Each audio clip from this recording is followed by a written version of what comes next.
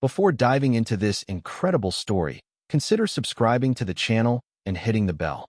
Every story here has something to say, and you won't want to miss a single one. Night had enveloped Washington, D.C. in a soothing, dark blanket, but the city wasn't asleep yet. Streetlights cast a warm orange glow over the sidewalks, and car headlights intermittently illuminated the sides of buildings, casting dancing shadows on the asphalt. The murmur of conversation drifted from late-night cafes, and the mingled scent of fresh rain and damp earth hung in the air. General Marcus Johnson drove slowly in his gleaming black car, enjoying the quiet moment after a long day. The strategic meeting with his colleagues had been intense, punctuated by pointed discussions on national security, momentous decisions, and a constant stream of responsibilities. Now, the tensions of the day were slowly fading, giving way to an almost rare serenity. Marcus particularly loved this residential neighborhood where he lived. Streets lined with century-old trees, houses with elegant facades, meticulously manicured lawns. Everything evoked a haven of peace in the heart of an often hectic city. His car drove slowly, the engine purring almost silently, gliding over the asphalt like a whisper in the night. In his mind, he savored this simple routine, returning to the house he had built for his family, with pictures hanging on the walls and the comforting scent of home. Tonight, he allowed himself to relax, to let his shoulders unwind, to enjoy that well-deserved tranquility. But there was something in the air that evening that Marcus missed. A dull, almost imperceptible tension, like an invisible shadow falling over the calm landscape. A little further on, in a familiar colored patrol car, Officer Blake made his rounds. A white city cop, Blake was far from a novice, but his experiences in neighborhoods like this were rare. Since joining the department, he had developed a persistent reputation. Tough, stubborn, sometimes too quick to let his personal judgments dictate his actions. His colleagues whispered that he was a tough guy, but those familiar with his deeper tendencies spoke of a closed nature, sometimes blinded by his own prejudices. That night, Blake noticed the black car, parked in a spot where the lights from the houses seemed to reflect off a shiny trophy. Something about the car seemed out of place, too luxurious, too foreign to this environment. A hunch dawned on him, muted but insistent. This wouldn't be just a routine check. He stopped his patrol car with a soft squeal, got out, his boots clacking on the pavement, and walked toward the general's car with a firm, determined gait. The cool night air rustled the leaves above him, and the shadows of the large oaks cast ominous silhouettes on the asphalt. Inside, Marcus waited calmly. He wasn't speeding, there was nothing illegal about him. And yet, at the precise moment Blake rapped violently on the window, that calm was shattered. The shock of the gesture was sharp, almost aggressive. Marcus turned his head, meeting the agent's stern gaze, without fear or hostility, simply with quiet curiosity. "Sir, get out of the vehicle," Blake said in an authoritative voice. Surprised, Marcus lowered the window, his gaze steady but vigilant. "Good evening, officer. May I ask what is going on?" he asked politely. Blake leaned towards him, her sharp eyes seeming to search for some invisible flaw. "You're parked in a no-parking zone," he said, frowning, his voice betraying a hint of impatience. Marcus looked around, but there were no signs indicating any restrictions. "I don't see a no-parking sign here, officer. But I can move the car if you'd like," he replied calmly, without losing his composure. The officer took a few steps back, then returned with a look heavy with suspicion. "That's strange. You seem too calm, too sure of yourself. You don't seem like you're from around here. I'll have to check your papers." Blake's arrogance burned in the air. Marcus felt a familiar heaviness weigh on his shoulders. That look that doubts, that suspects without reason, that denies the existence of a man behind the uniform. He raised his head slightly, feeling his pride intact, like invisible armor. "I am General Marcus Johnson," he said in a clear, calm, firm voice. "A senior officer in the United States Army. This is my ID." Blake took the ID card unhurriedly, holding it as if contemplating an unknown, almost disconcerting object. "Okay, General. I'll have to check that out," he muttered, turning on his heel. In the car, Marcus closed his eyes for a moment, then opened them again. His inner calm was a silent struggle against the anger that threatened to boil over. He'd faced far worse, but he never would have believed this kind of judgment could still arise in a city like this, at the heart of American power. His mind began to race, scrutinizing every detail, every possibility. But in that moment, he let nothing show. He waited. The weight of silence stretched as the officer walked away to check the documents, and the shadow of injustice hung over the night. Blake returned to his car, his stiff step betraying the rising agitation within him. He jerked open the door, glanced quickly at his onboard computer screen, and then, as if prompted by a lingering doubt, pulled out his walkie-talkie. "Central, this is Officer Blake. I need backup for a suspicious identity check in the North residential area. Male, black, luxury vehicle." He didn't even wait for the operator's full confirmation before spotting a familiar figure in the distance. "Hey, Larry, come check this out," he called in a tone that was both conspiratorial and suspicious to a young, uniformed colleague, Officer Larry Jenkins, who was walking casually down the sidewalk. Larry trotted over, his gaze curious. He hadn't yet noticed Marcus in the car. It wasn't until he got closer that he saw the man sitting calmly, his hands on the steering wheel, his gaze straight, proud, restrained, but alert. "Who is it?" Larry asked quietly, observing the scene. "He says he's a general. General Marcus Johnson. Do you know any black generals in boxes like that?" Blake replied with a suspicious grin. Larry didn't answer. He looked at the man in the car with a mixture of uncertainty and embarrassment. Marcus, still seated, felt the weight of their gaze bearing down on him, a silent presumption of guilt. He remained dignified, but inside, humiliation beat against his ribs like a dull drum. Not because of what he was experiencing. He had been through worse, but because of what it revealed once again, that a black man had to continually prove his legitimacy, even after serving his country at the highest level.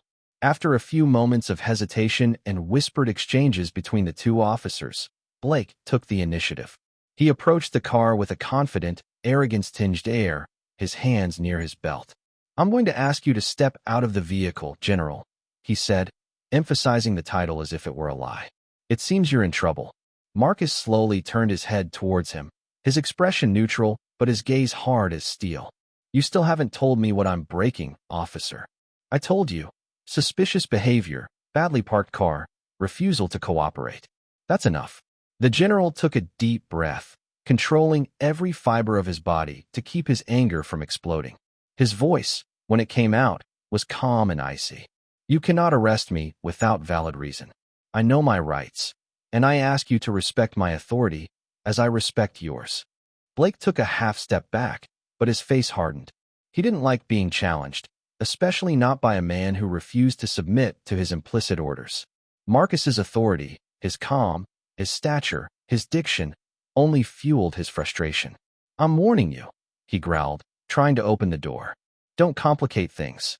Marcus calmly grabbed the handle from the inside, preventing it from opening. "I will ask you one last time to respect my dignity and to step away." Blake didn't listen. Blinded by his own need for control, he reached out to grab Marcus's wrist, attempting to forcefully remove him from his vehicle. But at that precise moment, the wail of another siren cut through the tense air of the street. A second patrol car arrived quickly and stopped nearby. A woman quickly got out of the vehicle. Lieutenant Carol Davis. Tall, straight, with a keen gaze and an impeccable uniform, Carol was a respected figure in the department. As an African American, she was well versed in the invisible obstacles that some still refused to see. And she knew Marcus. She had crossed paths with him several times at military ceremonies and interdepartmental meetings. Her gaze quickly shifted from Blake to Marcus. She understood immediately. With a heavy heart, she stepped forward. "Blake, step back immediately," she said sharply, her voice cutting through the air like a military order. "Lieutenant," he was resisting. "It's not what you think. And it's certainly not your business right now." Blake, stunned, took a step back, his jaw clenched, unable to meet Carol's gaze. She approached the vehicle, her face changing slightly as she spoke to Marcus. Her eyes expressed silent recognition, mixed with controlled anger. "General Johnson, my apologies. You are free to go." Marcus nodded silently, then let out a long breath. He knew it was over, for tonight.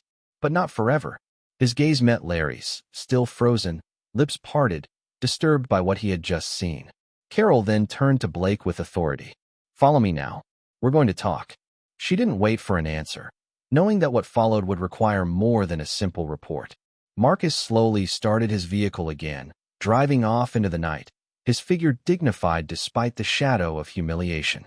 In the newfound silence of the street, only one fact remained clear. It wasn't just a man they'd tried to arrest tonight. It was a figure, a symbol, and that symbol, despite everything, had refused to bend. A few days later, a grainy but striking video surged on his social media. Captured by a teenager on his phone, it showed, in the heart of a quiet residential neighborhood, a nervous and contemptuous white police officer attempting to drag a uniformed black man from his vehicle. What few viewers initially knew was that this man was no ordinary citizen. He was General Marcus Johnson, a decorated veteran and respected figure in the armed forces. The video, edited simply with a simple title, "A Black General Facing Humiliation," set the web ablaze. Within hours, it had reached 1 million views. Public figures, journalists, veterans, and even anonymous people spoke out to express their outrage. Comments poured in. "And this is how we treat our heroes. Being black erases everything else, even stripes. America needs to face this video." The anger was all the stronger because the scene highlighted the arrogance, contempt, and blatant racism of a law enforcement officer. Nothing could justify such an attitude toward a man who had offered no resistance, who had simply asked for his dignity to be respected. Under mounting pressure, the mainstream media picked up the story. Officer Blake's name was revealed, and with it, a damning legacy. Several complaints of discriminatory behavior, all dismissed over the years. This time, the camera had spoken for him. The federal government, challenged by high-ranking military figures and elected members of Congress, opened an official investigation. Agent Blake was initially suspended, then dismissed amid heavy silence. His defense was undermined by the clarity of the images, by the complete lack of legal justification for his behavior, and above all by his look, that look full of contempt, which the entire nation had seen. Karma struck with relentless irony. Blake, once confident in his power, saw his name become synonymous with shame in his own city. He was publicly disowned, abandoned by his colleagues, shunned by the institution he believed he could manipulate without consequence. He disappeared from the radar, a recluse, while the city itself was confronted with a brutal mirror, that of its deep-rooted prejudices, its still vibrant discriminatory practices. The city council had to organize a series of public meetings to address citizen pressure. Hundreds of residents, from all backgrounds, came to testify, denounce, and recount other invisible humiliations. An entire city, until then asleep under the veneer of respectability, discovered itself sick with a systemic racism it had never dared to name. As for General Marcus Johnson, he remained silent for several days. When he finally spoke publicly in a sober speech at the Fort Belmont Barracks, his calm voice moved the public. He spoke of dignity, respect, and struggle, not against individuals, but against the mechanisms of mistrust, fear, and hatred that dehumanize. He asked for neither revenge nor favors, only that people finally listen. His speech was broadcast repeatedly, from schools to military units. His story became a symbol of endurance and moral strength. He received letters from around the world, including from former soldiers he had led, pledging their loyalty and pride. Lieutenant Carol Davis, for her part, became a key figure in the change. Taking advantage of the institutional earthquake caused by the affair, she launched a comprehensive audit of her department's stop and arrest procedures.